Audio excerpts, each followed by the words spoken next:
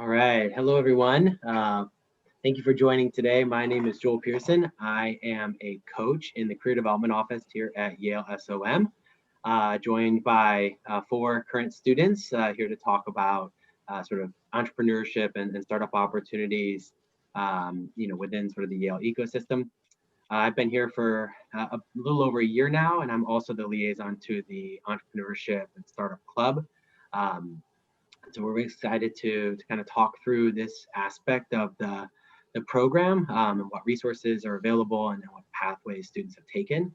So what I'm going to do is start off by having each of our panelists introduce themselves. I'm going to go kind of in the order of my screen. So John Carlos, why don't you start? Yeah, so thank you, Joel. Hello, everybody. My name is Jean Carlos. You can all call me JC. So I'm a MBA second year student at Yale SOM. Super excited to be here. And then looking forward to share my experience with you. A quick fun fact about me: I was born in the Dominican Republic, and that kind of shaped my whole experience going into the MBA program. All right, great. Stephen? Yeah, so I'm Stephen. I'm originally from West Virginia. I graduated from Princeton in 2013, where I'd studied German. Spent a couple of years teaching English in Thailand, then before transitioning into startup work. So I spent 4 years working for some startups before SOM.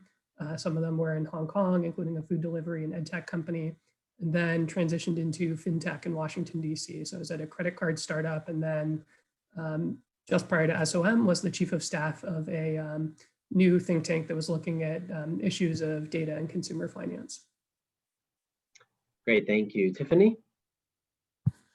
Hi everyone, my name is Tiffany. I'm a second year MBA student here at Yale. I'm from Houston, Texas, and went to school at UT Austin, studied finance. I spent a few years doing valuation work and then worked at RBC doing energy investment banking, and then moved over to San Francisco to work at a food and agriculture private equity shop called Agriculture Capital. And currently I'm spending a lot of my time at Yale creating a food startup called She Foods, which I'm happy to speak more about in a bit. Great, thanks Tiffany. And Kafir? Hi everyone, my name is Kafir. I'm from Israel. Prior to SOM, I worked for VC, establishing the food tech fund and social venture. At the VC, I did that for 2 years. Prior to that, I worked in diplomacy for the UN, for the Israeli government.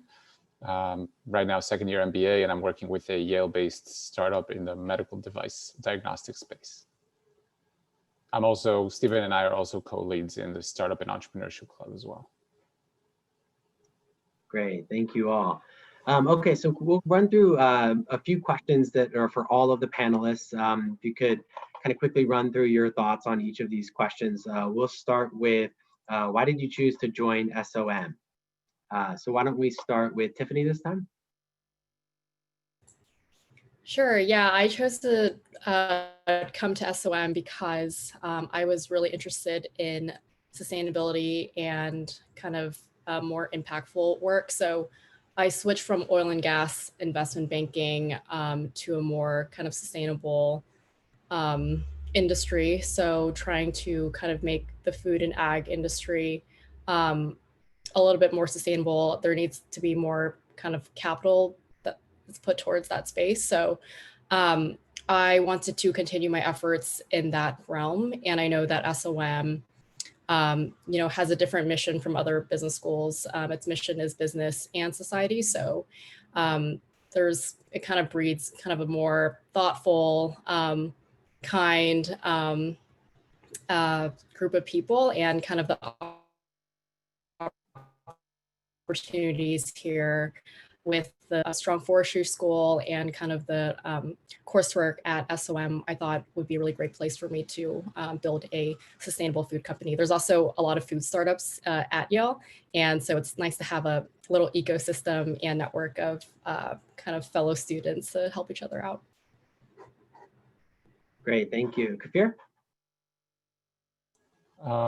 Yeah, so actually I decided I would pursue an MBA during my time at the UN, and I was still very much to diplomacy. I still am diplomacy and policy, and SOM it kind of presented itself as this place that merges business and society, as Tiffany mentioned.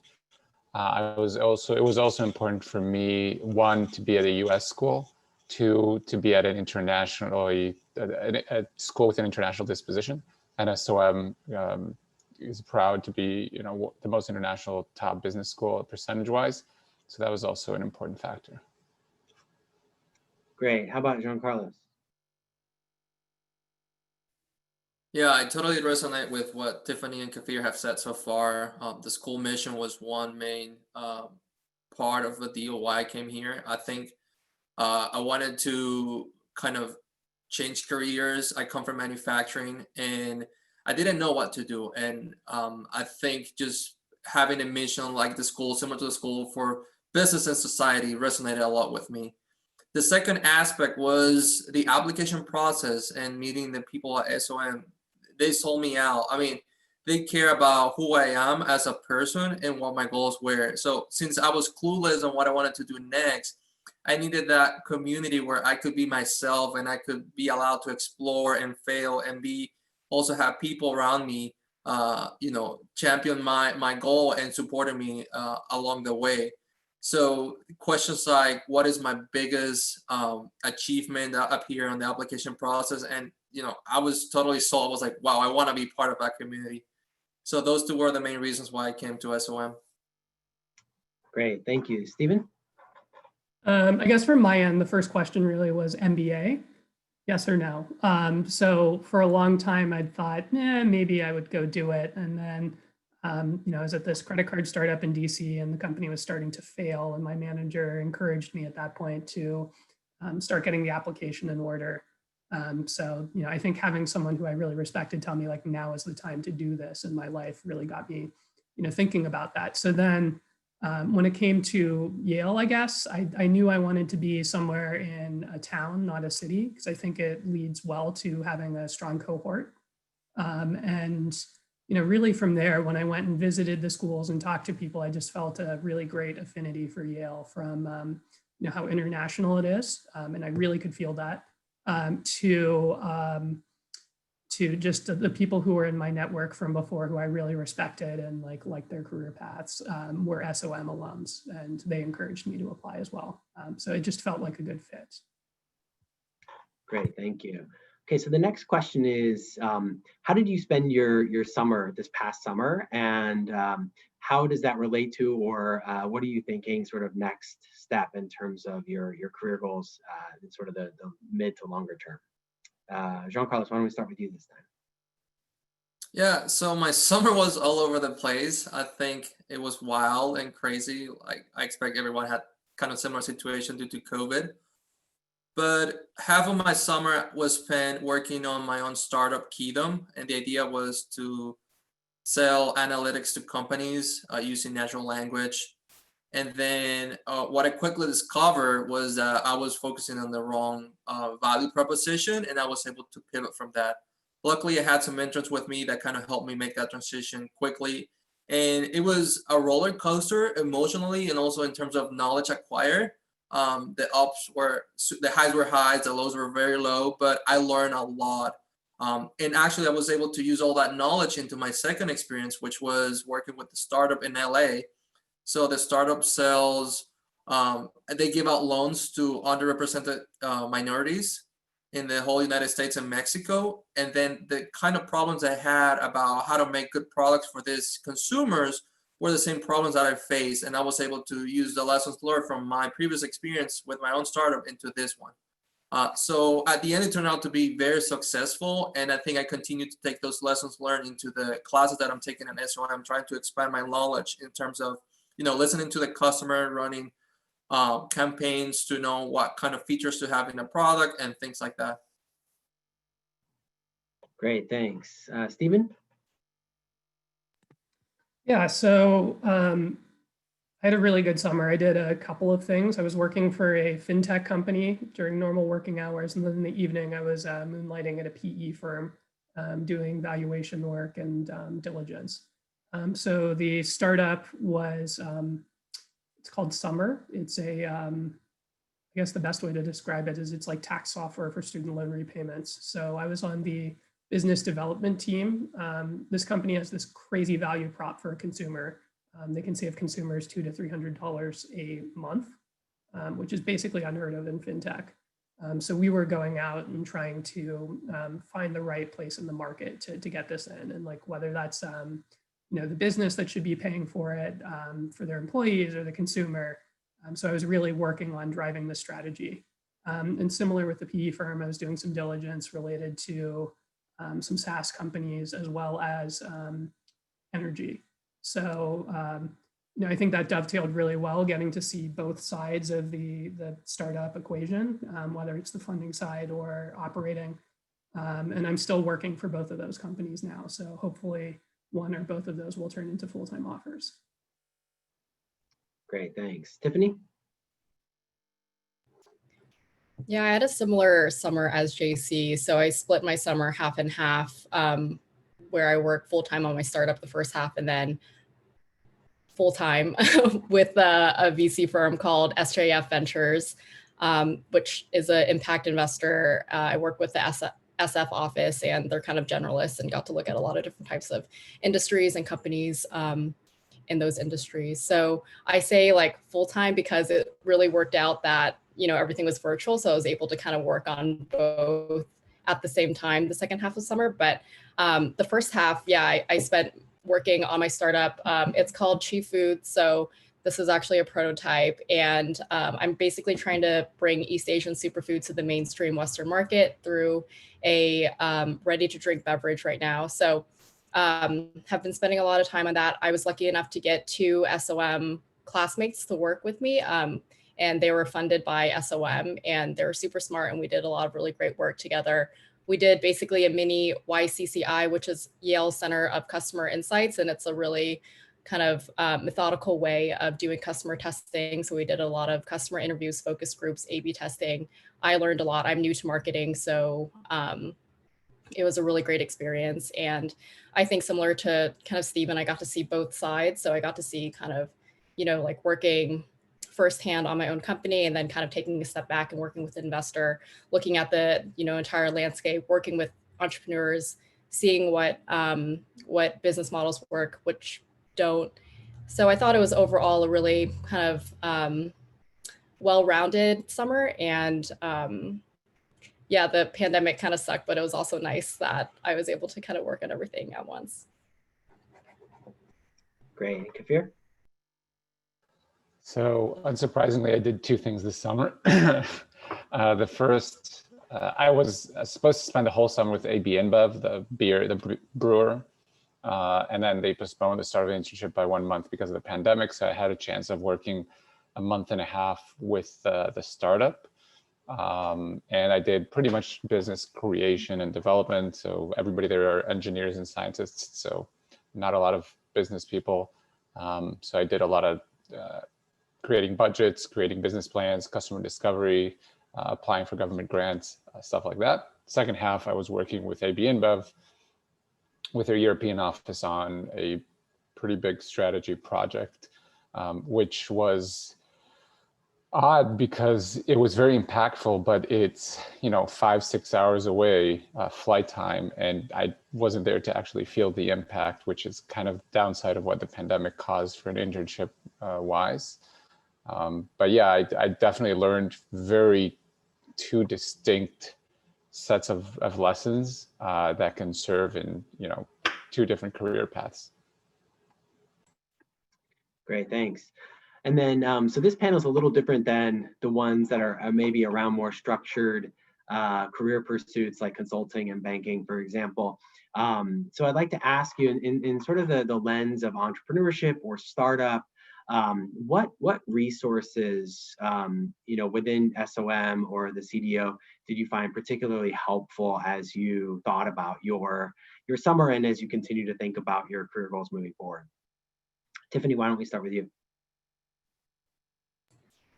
Yeah, I think my recruiting path was definitely very atypical, but I met with kind of a CDO coach every few weeks just to talk through a lot of what I was thinking through.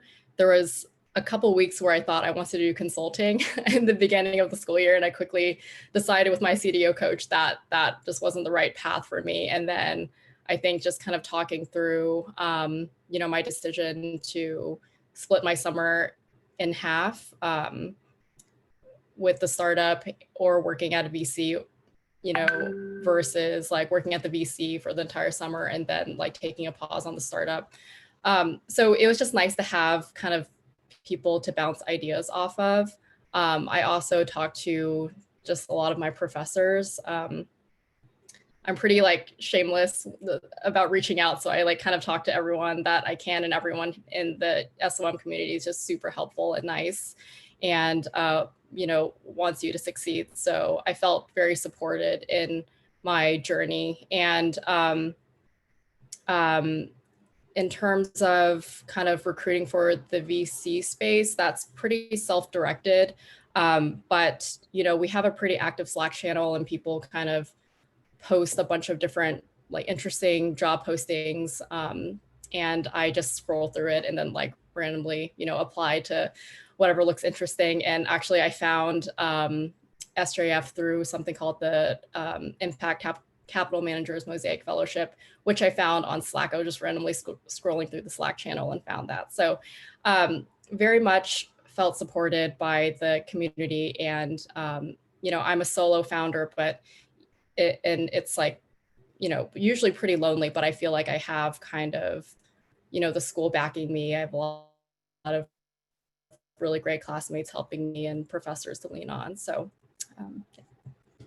Great, thank you. Jean Carlos? Yeah, so I think I had not the same, but similar experience to Tiffany's. But from my point of view was mainly try to break in and trying to signal to people that I was interested in entrepreneurship. So that was going to early events. Actually, I met Tiffany one of those early events called Yale Pitch Slam. And then going to other small events where you can meet and greet people that have kind of the same passion that you have in entrepreneurship. And then after that, you become involved. So Yale has the entrepreneurship suite, and then they're very active in terms of getting people involved in entrepreneurship, sending weekly emails, you know, sending messages here and there to let people know about the different opportunities are available to them, and also connecting with alumni. I think one of the perks is that we have a Slack channel that you can still use when you graduate, and then you can still connect with alumni.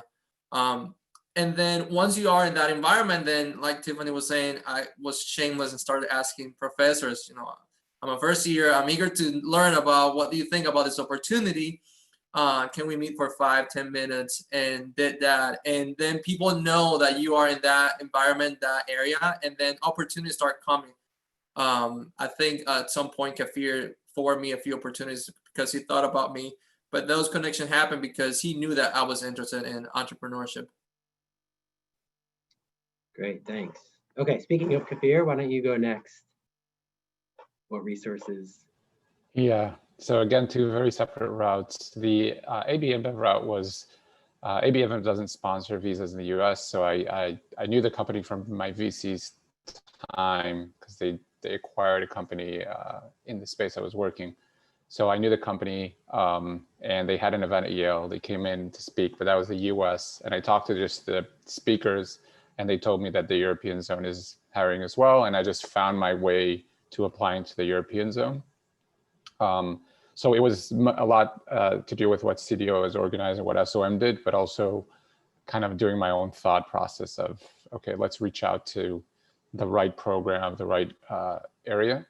On the startup side, I actually started working the startup in December of last year through the Yale Office of Cooperative Research, which is a commercialization office for research at Yale. And they, through a few fellowships that SOMers can go into, they connected me with a startup, excuse me. And then come this summer, I kind of told them, the startup, if I am to work with them over the summer, then we need to do some financial arrangements and so on. They found some money to pay me and did an options agreement, which I think is important. I think Stephen did something very similar, which is startups plan very, very close to their action date, right? So, and their plans change all the time. So it was important for me to, it kind of all aligned and lined up that I can, in April, May, tell the startup, I can work with you for a month and a half, very close to a bunch of government grants we did. COVID came around, so we had a lot of work to do. And rather than, you know, coming in December and then January and trying to secure an internship during a very uncertain process. So those were kind of, I would say, CDO and OCR were very helpful. Great, thanks, Kafir. And Stephen? Yeah, so seconding what everyone said about the different resources, in some ways, I almost think there are too many. There's so many things going on that it's really hard to cut through. And that's actually the challenge if you're going into entrepreneurship is, you know, backing a horse. It's not about getting on a horse. It's finding one that you think is actually going to, you know, succeed and go somewhere. So, you know, especially towards the end of the year, there's all these things cropping up and there probably aren't a ton of people applying. So it's not too hard to find something. But with that said, what I ended up doing over the summer and how I got into that, I guess somewhere near the beginning of the year, I went to an event that was hosted by the CDO, and Jen McFadden was there, who's one of the people who works at the Entrepreneurship Center. And you know, I went up to talk to her afterwards and you know, mentioned I was interested in fintech and potentially starting something. And she said, "Oh, have you met Will Seeley? He's an SOM alum. You should really talk to him. It seems like you guys would have a lot in common." So I looked this guy up on LinkedIn and we literally have a network in common. I knew like 20 people he knew. So I shot him an email. This must have been like September, October. I was recruiting for investment banking. So I was down in New York, basically getting the cheese kicked out of me every day. And so we went and we had dinner, and basically like he texted me later. He's like, "I'm going to hire you this summer." And I'm like, "Okay, sure, Will, whatever you say." And then, you know, flash forward 6 months later, he texts me again and says, "Okay, so like, where are you on this? Like, here are the projects that I need to get done in this like time period." And, you know, because it was sort of framed in that way, I thought it was a lot easier to like really look at the opportunity and tell whether it was going to be what I wanted. And really just to get to that sort of place, like you just need to be open to these opportunities, go to things, talk to people. So I guess that was sort of the point of the story. Great, thanks, Stephen. Tiffany, did you want to jump back in real quick on another resource? Yeah, I think a resource that I should have mentioned earlier is SciCity. So SciCity is the entrepreneurship center at Yale. And I think it used to be called the Yale Entrepreneurial Institute or something like that. But basically they do all the accelerators. They have a bunch of like startup programming, and you know, that's where kind of the Yale Pitch Slam was held, where I met JC. I did the Yale Accelerator or the SciCity Accelerator in the fall of my first year. And that was just a really great way to kind of get started. They give you $1,000 of funding and you get mentorship. And it's just a nice way to kind of get your foot in the door in the kind of startup space. And then also they do a summer fellowship where they give you $15,000 to work on your startup. It's a little bit competitive, but it's an option. And I know some people are kind of, you know, concerned about funding, and, you know, we have student loans and we have to pay the bills, but there are ways to kind of work on your startup and get funding over the summer if you decide to do it full time. So there's also something at SOM called the Internship Fund, where we do fundraising from both students and alumni. And it's basically just kind of a fund for students to work on nonprofits or B Corp companies. And so, you know, if your startup is a B Corp or pending B Corp, you can get internship funding. And typically, I think that's like $8,000. And this summer is a little bit abnormal, where, you know, SOM did pay for a bunch of students to work for startups because a lot of internships did get rescinded because of the pandemic. So, you know, my interns got paid through the school, and yeah, I didn't do the SciCity fellowship, but I did get additional funding through SciCity, which really helped for this summer. Great, thanks. Okay, so we're going to transition to the Q&A questions now. So I'm just going to pick on one of you for each question. So keep all those questions coming for us, and we'll get to as many as we can here. So first of all, for JC, you mentioned some classes that you're planning to take in your second year, maybe you've already taken. What were some, you know, is there a particular class or two that really has stood out for you along the way? Yeah, so I think honestly, coming from a pure engineering background, all the classes here made an impact. I was in wow every step of the moment, but there's a famous class, um, which I don't remember the exact name right now. I'm drawing a blank, but it's a class with Jay McFadden, and Tiffany maybe can add the name later. But this, go ahead, Tiffany. What's the name of the class? It's called Startup Founders Practicum. Startup Fund. Thank you. So that class was kind of like my first structured experience into start building a company. So we all met every week when we were able to before COVID, and we had a series of talks with founders, and also we had this little community of every founder, first years and second years, and we brought up problems that we had, and that was kind of like my first real dive into the entrepreneur world. Later on, there's some side classes, so you can take another class related to the founder series. But I think classes like listening to the customer, which I'm taking right now, and strategic market measurements, those are more technical classes, and those are related to specific problems. In my case, I needed to solve some marketing problems, and I had zero background in that, and I think that supported me. But I heard from friends that are taking other classes, whether that is entrepreneurship through acquisition, if that's something that they want to look at, or continuing with the Start Founder series. So I think for me, those were the key resources.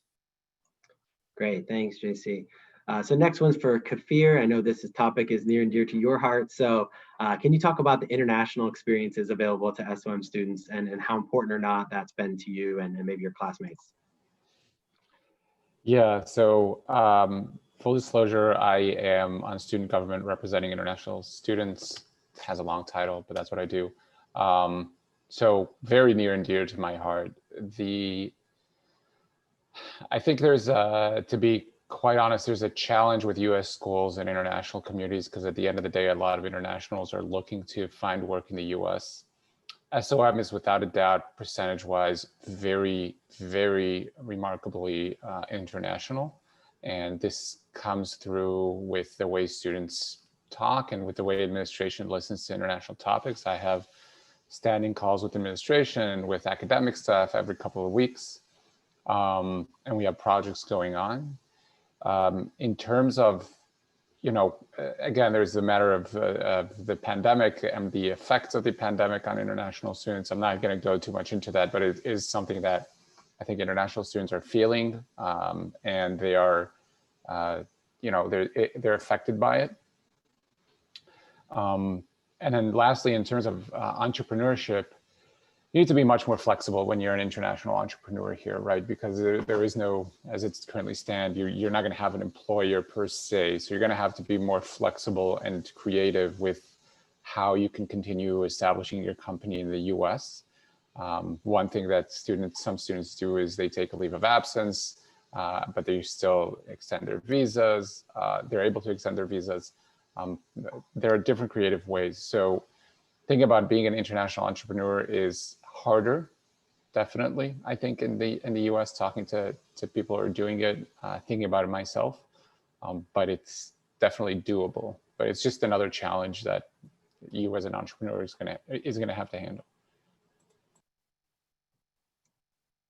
Great. Okay. So can you highlight so this is for Tiffany, can you highlight some of your experiences with workshops, speaker series, and guest lecturers at SOM? Yeah, trying to think which ones are notable, were like kind of come to mind. There are a ton. I don't know if I can name any off the top of my head right now. But I think I went to at least like 2 or 3 kind of workshops or speaker series every week. And a lot of the times I would just kind of walk up to the speaker afterwards and we'd have, either a conversation there or set up time for a coffee chat later. So it was always super helpful. I was also kind of the client for a lot of workshops. So for example, the Design and Innovation Club did like a design thinking challenge. And I think there's 5 student startups that participated as clients. And we got like 5 or 6 super smart MBA students to tackle a business problem. a full day. So that was really awesome to kind of get that help. And yeah, even with the Startup Founders Practicum, every week we have someone new speaking kind of in the space. So we had someone that led the marketing efforts for large companies like Victoria's Secret and Canada Goose. And it was just nice to get kind of their perspective. And it's a little bit of a different type of budget for those companies versus like a startup, but it was still, you know, they're experts. So it was really great to talk to them. And yeah, you know, I'm thinking about potentially launching a Kickstarter campaign, and then just conveniently last week, our speaker launched a super successful Kickstarter campaign with $100,000. So it's just really nice to, yeah, there's a lot to choose from. And even so now, with everything being virtual, just kind of hop on and you don't have to kind of walk across campus. So definitely taking advantage of that. And just to piggyback on that that question real quick for myself, I went on the West Coast track in January, and one of the stops, most of them are at the larger firms, but one of the cool ones was we got to go to Beyond Meat in LA, and with the founder is SOM alum Seth Goldman, and he led the whole tour like around the factory and did everything and kind of sat down and walked through. So there are some kind of cool moments like that with the guest speakers and people that come from this community. So okay, great. So next question is so how, I guess for how does Yale prepare you for the startup world, especially sort of venture capital?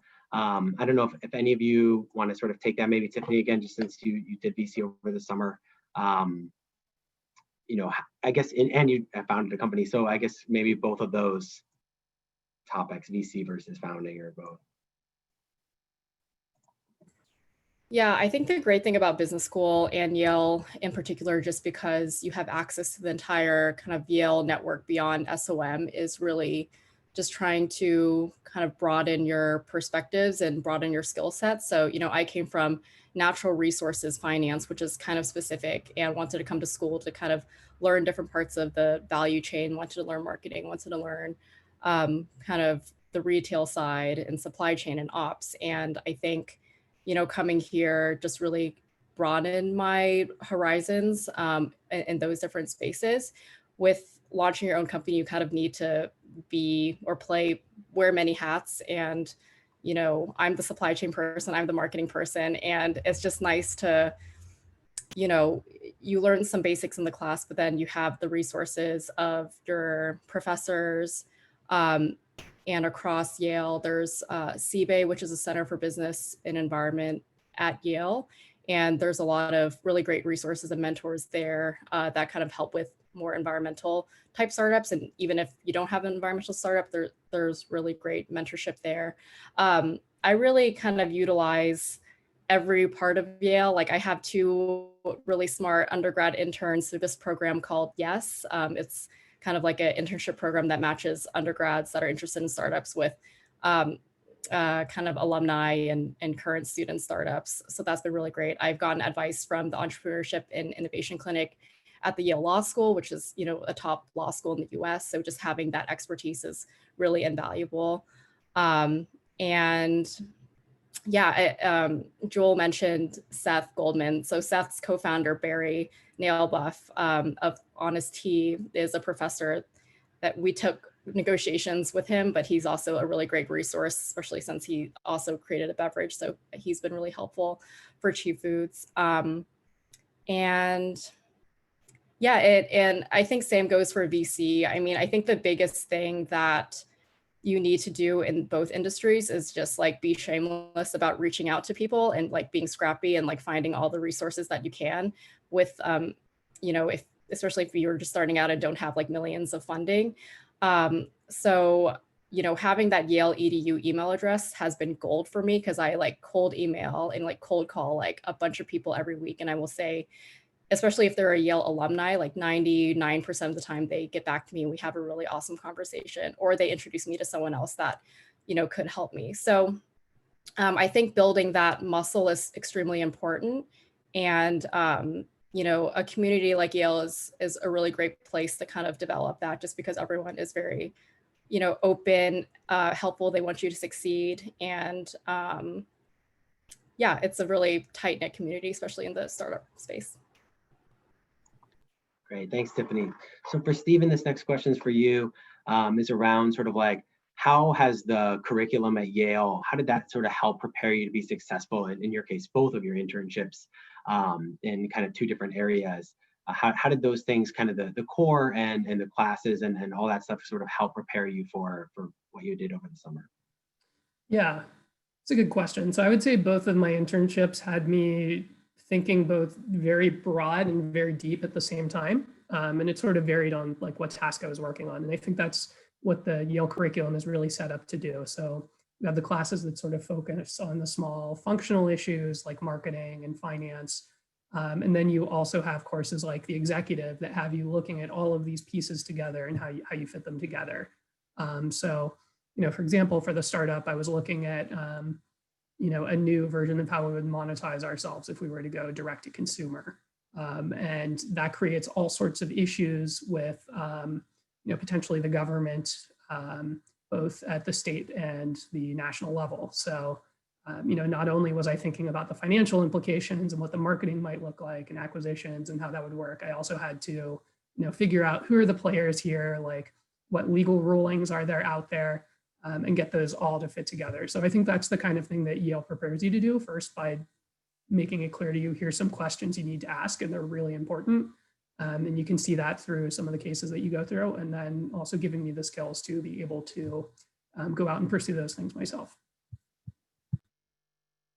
Great, thanks. So JC, for you, one of the questions is about sort of if there's an entrepreneurship lab within SOM or Yale. So maybe you could talk about the bunker a little bit and sort of what that looks like at SOM and that kind of ecosystem that comes through there.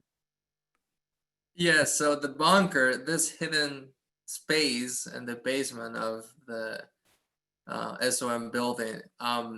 So it has 4 offices. I think there is personnel in charge of entrepreneurship events, and then Kyle Jensen, and who is the associate dean for entrepreneurship, and then Jen McFadden have offices there. So some of the perks of that space is, number one, you can work there, and you can work after hours.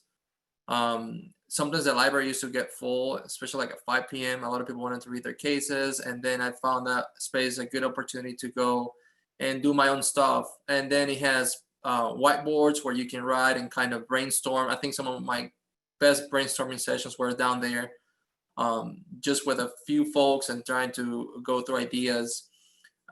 There's space for you to actually like not rent out, but schedule out an office or two if you want to have like conversations, if you want to have presentations. I think Tiffany had a tasting session there earlier in the year.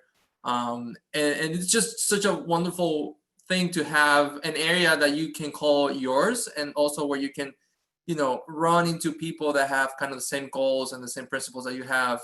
Some of my best memories were with friends about 10 p.m. and I just wanted to give up. And then they, you know, their support was like, no, come on, you can, let's finish this, one more thing. And I think that's something that it's invaluable because it's hard.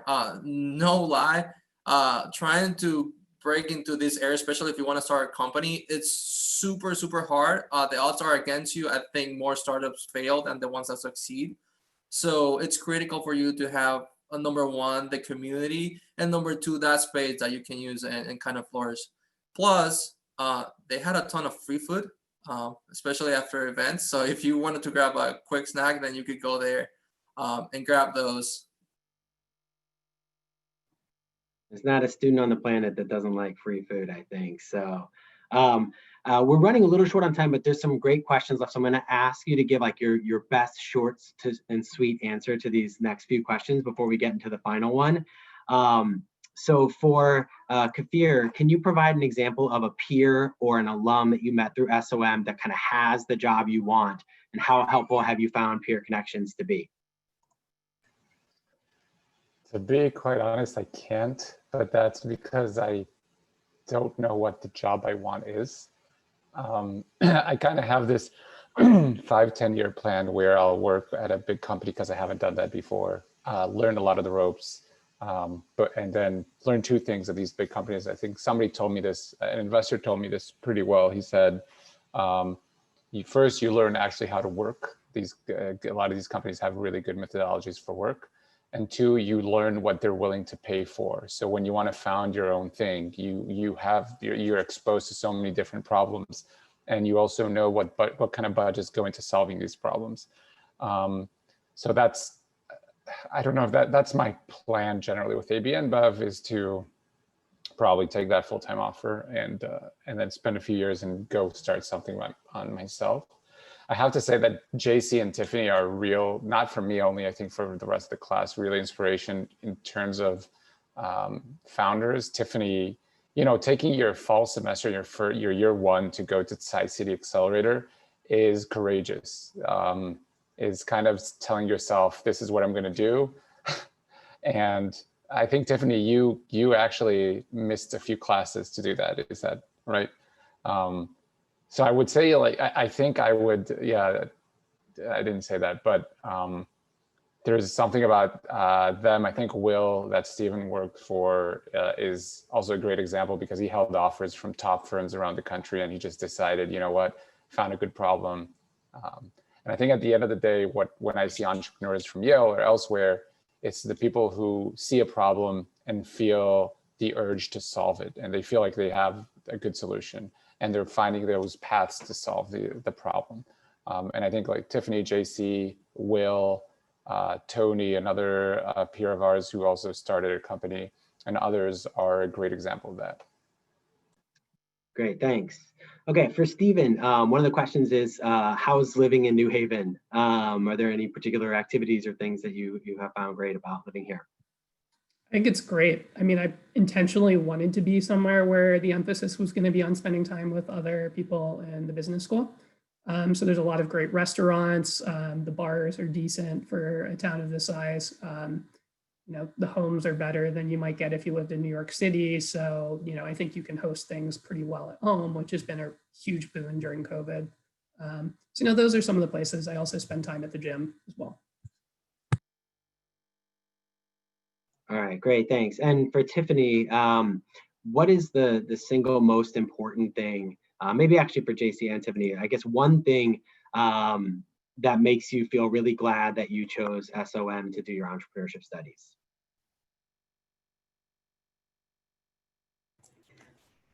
I don't know if there's one thing. It's kind of a lot of the stuff that I was mentioning, just having a lot of resources and support to start a startup. And it's like super scary to just kind of quit your job and then go do it. It's like, you're kind of on your own, and like, the amount of cold calling I'm doing now, you probably have to do like 100x. So I don't know. I just really, I take advantage of all that Yale has to offer. And I don't think I've been able to make it this far without Yale. And for example, going to the co-packer on Tuesday, like I brought a classmate that, wanted to help. And I've had a lot of classmates that just come up to me and like, they're like, I'll help you for free, which is freaking awesome.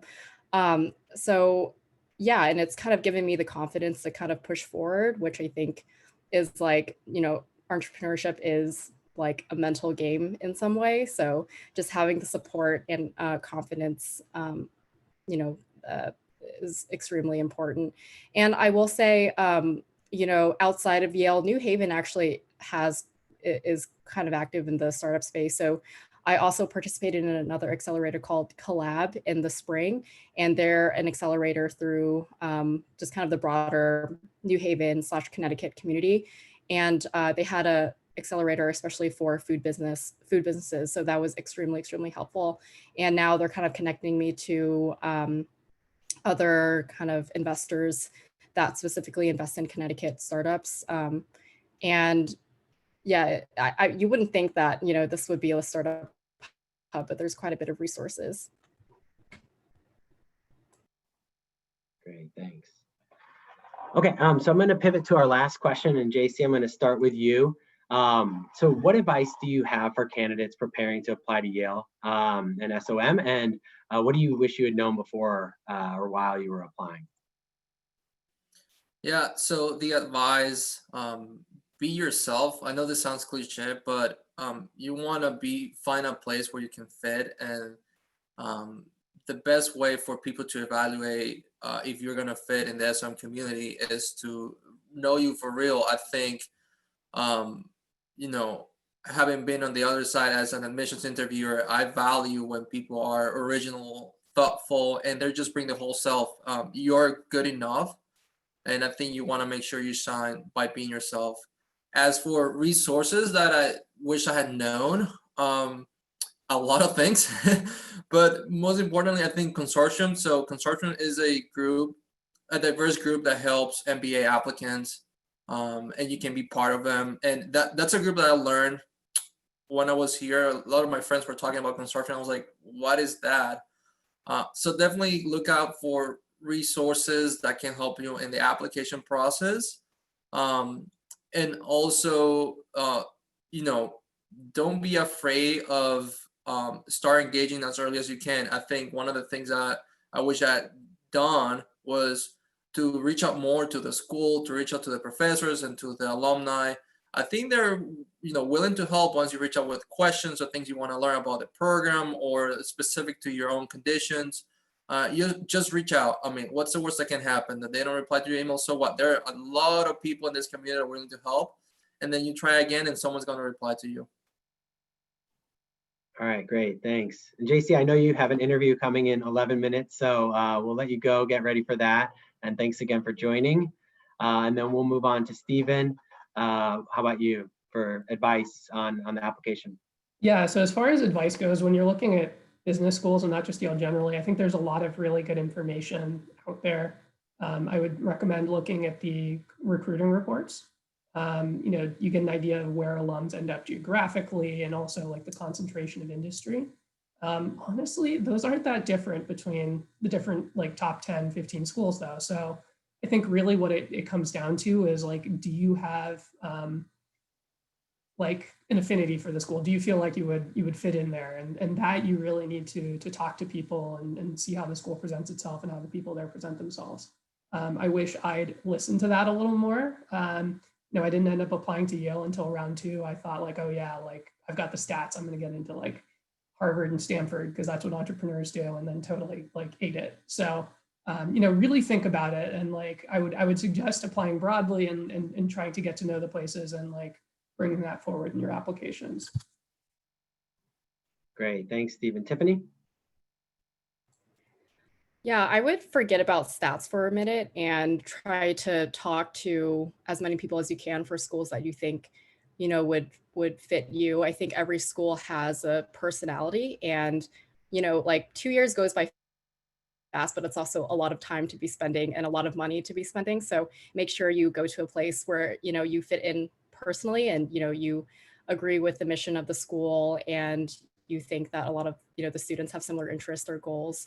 I would also, MBA is a time to explore, but I would suggest that, again, 2 years does go by pretty fast. So I would have like an idea of what you want to work on or explore in the 2 years. So, it's like A, like VC, B, product management. And it's like, can the school get me like, either of these things?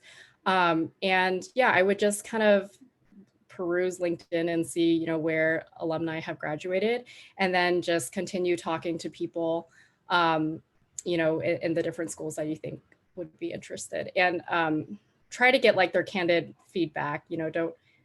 A lot of people will try to like sell you on, whatever, like kind of more superficial things, but, try to be introspective in this process. And there isn't a bad, decision, but do know that like there is, each school is pretty different, and yeah, do your homework.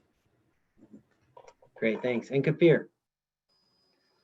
Yeah, thinking also as an international student, the whole idea of your story, I think it's not only about how you sell yourself, but it's really how you view yourself. During my MBA application, I had a really introspective journey of, thinking about who I am in terms of, success and what do I want to do later. So not only about, this is what I'm going to write in my essays, but also really take the time when you apply to MBAs to really look at inward and think about your success factors and what you think is missing. That's number one. Number two, there's all these logistical things that Stephen mentioned. Do you want to live in a big city or a smaller town? Is a smaller community important to you, which SOM has, but it's more intimate? Or do you want a school with 900 people in your class, but that's in a big city and that you can, post-COVID, hopefully, you can take a subway ride to an interview and back. So think about those things. And then third is kind of referring to what Tiffany said, is when you think about your goals, also think about the tools you want to gain. I can tell you those change. There are a few things I regret not doing early on in my coming in. And now, for example, I'm taking more financial classes to make up for the lack of financial knowledge that I have, because both as an entrepreneur and anywhere else I'd go, probably I need some financial acumen. And that's correct for other things that I've taken as well. So I guess think about those three aspects. And finally, again, really echoing what Tiffany said, is having sincere conversations with students, with recent alumni, could be very helpful. Great. Well, I want to say a big thank you to Stephen, Tiffany, Kafir, and JC. Thank you all for taking the time to be on this panel. For all of you potential applicants out there and candidates, thank you for joining us. I hope that this helped and answered some questions. There'll be a follow-up email with the students' email addresses if you have any particular questions for them. And that's it for this session. So thank you again, everyone, for joining.